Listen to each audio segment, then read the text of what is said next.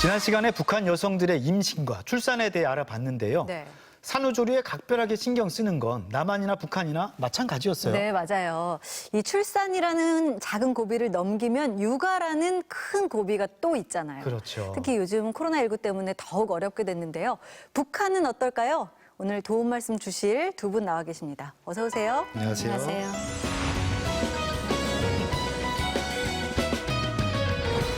네, 코로나19로 유치원이나 학교 등교가 중단되거나 축소돼서 요즘 아이들도 고생, 또 엄마들도 고생이 이만저만이 아닙니다. 특히 이 워킹맘들의 육아 고충이 상당할 것 같습니다. 김수경 박사님도 워킹맘으로서 좀 어떻게 느끼세요? 이게 코로나가 없을 때도 워킹맘들이 힘들죠. 저도 네. 이제 재택근무가 다행히 가능해서 종종 재택근무를 하는데 어떻게 보면 이제 회사에도 모셔야 될 상사가 있고 집에도 어떤 모셔야 될 사장님이 있는 것처럼 아이가 계속 찾고 삼시세끼 차려줘야 되고 하다 보니까 일에 집중하기가 좀 어려워서 아이를 재우고 난 뒤에 밤에 이제 막 일을 많이 하는 경우가 많습니다. 네. 네, 뭐 육아 전쟁을 넘어서 육아 대란이란 말까지 나오고 있는데요. 그렇죠.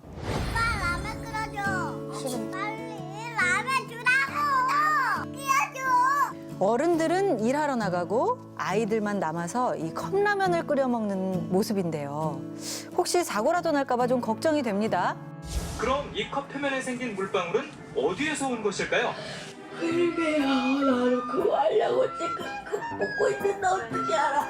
네, 어른도 장시간 온라인으로 수업 같은 걸 한다 그러면 힘들 텐데 뭐 아이들이야 오죽하겠습니까? 그렇죠. 아무래도 혼자 두면은 집중이 잘 안 되고 딴짓을 해도 누가 뭐라고 이제 할 수가 없고요. 이제 아이들도 그렇고 또 선생님도 학부모도 모두 힘든 시기가 아닌가 싶습니다. 네.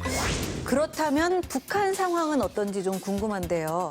네, 초특급 방역 조치가 취해지고 있는 북한에서는 유치원과 각급 학교 가을학기 개학도 미룬 것으로 추정이 되는데요. 지금 상황이 좀 파악이 되나요? 내부에서 어떠한 방역 조치가 강화되면 네. 타가 유치원부터 시작해서 학교까지 다 이제 하고 조금 젊은 층인 대학에서는 그냥 학업을 진행하는 걸로 이렇게 파악이 되고 있고요. 그렇다면 어떻게 아이들을 관리하고 있는지 궁금한데요. 북한 대외 선전 매체에 따르면 교사가 집으로 찾아온다고 합니다. 안내 수업이라고 해서 선생님이 3일에 한 번 정도씩 그 가가호호 방문해서 아이가 잘하고 있는지를 지도하고 있다고 합니다. 그런데 이제 얼마나 이게 철저하게 다 잘 되고 있는지는 모르겠어요. 북한도 남한과 마찬가지로 원격 수업을 좀 강화하겠다라고 해서 4월 달에 원격 교육법을 만들었습니다. 그래서 최근에 이제 김책공대에서 최우등생의 벗이라는 제목의 어떤 프로그램, 소프트웨어를 만들어서 학업을 진행을 하고 있는데 이게 어떤 쌍방향으로 수업이 진행되는 것 같지는 않고요. 이제 일방적으로 학생들이 뭘 보면서 이렇게 풀 수 있는 좀 온라인 수업이 가능하도록 이런 프로그램도 만들어서 배포하고 있습니다. 그런데 원격 수업을 하려면 컴퓨터가 있어야 되잖아요. 북한은 상황이 좀 다르지 않나요? 이제 북한은 이제 2018년에 이제 유엔에서 조사한 바에 따르면 가정에 얼마나 컴퓨터가 많이 보급되어 있는가를 봤을 때 8.7%였습니다. 20%가 채 안 되는 가정에서나 가능하다.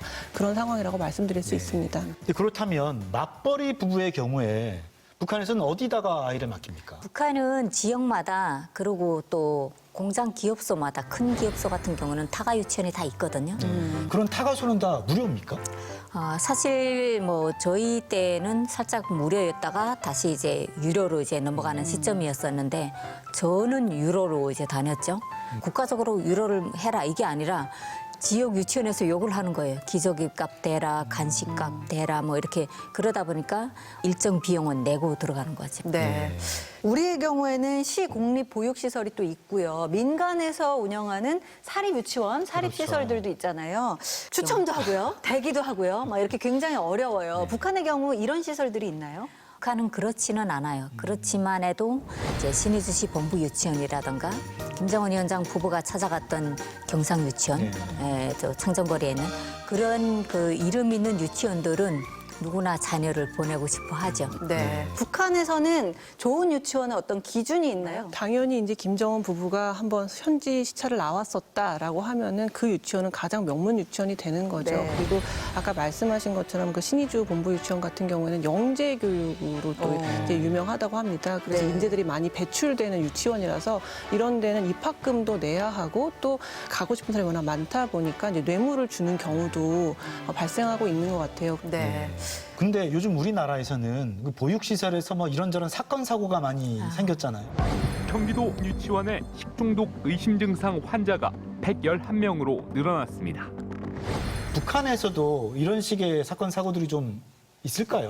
그렇죠. 이제 아무래도 타가소 같은 데는 집단이 이렇게 아이들이 많이 모여 있잖아요. 병치레가 생길 수 있고 전염병이 생길 수도 있기 때문에 북한도 아이를 90년대 중후반부터는 1명 내지 2명을 낳는 게 다잖아요. 그러니까 내 아이를 진짜 보석처럼 이렇게 다루거든요. 그러다 보니까 나는 집단 유치원이나 타가소에 안 보낼 거야.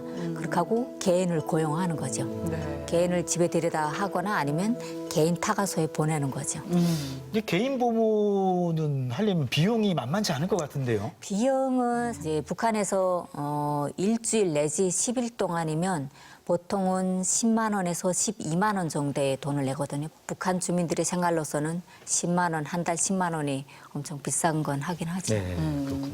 어쨌든 타가소나 유치원 같은 경우에 이제 원칙적으로는 무상이지만 사실상 무상이 아닙니다. 뭐 네. 도시락도 싸줘야 되고 여러 가지 비용을 내야 되기 때문에 어차피 같은 비용이라면 개인 보모를 이용하거나 개인이 운영하는 말하자면 민간 이제 어린이집을 사설로 돈을 보내는 게 더 잘 케어받고 밥도 잘 챙겨준다고 해요. 지금 그렇겠네요. 명칭에서 약간 제가 혼동이 오는 게 개인 타가소라 그러셨는데 그냥 어떤 사설 타가소 같은 개념입니까? 아니면 개인 집입니까? 개인 집. 개인 개인 집이죠. 집이에요? 그러니까 뭐 사실 안 되는 거죠. 원래 그렇게 네. 하면 안 되는 건데. 네. 자녀를 잘 돌보고 싶은 마음은 누구나 있을 그렇죠. 거예요. 그런데 그 비용마저도 어려운 경우가 있을 겁니다. 그런 경우 어떻게 해요? 그러면 가정에서 봐주죠. 그리고 품앗이식으로 할 수 있어요. 나를 대신해서 이제 그 다른 사람의 애를 봐주면 그 아기가 있던 집에서는 우리 집에 와서 뭐 김장을 같이 도와준다던가 뭐 이제 떼기밭 농사를 같이 도와준다던가 이런 거 품앗이식으로 할 수도 있어요. 네. 네. 그런데 뭐 우리 같은 경우에 보면은 되게 이렇게 좀 막막할 경우에 결국 찾게 되는 게 엄마잖아요. 그렇죠. 친정 엄마. 최종적인 구원 투수는 친정 엄마인데요. 손주 돌보느라고 허리도 아프고 무릎도 아프고 손목도 아프다. 이른바 손주병이라고 하잖아요. 네. 그런 병을 앓고 계신 이 할빠 할마들이 네. 계신데요. 만약에 이 강미진 씨 따님이 네. 아이를 봐달라, 엄마 좀 도와줘 이렇게 얘기를 하면 어떻게 하실 것 같아요? 저는 사실 그 딸애를 키울 때 아주 쉽게 키웠거든요. 네. 저희 때는 또 어떻게 애들을 키웠냐면 애를 밥 먹이다가 후 이렇게 불어가지고 따가운지 안 따가운지 보느라고 입 댔다가 애도 막 먹이고 이랬잖아요. 뜨거울까봐. 네.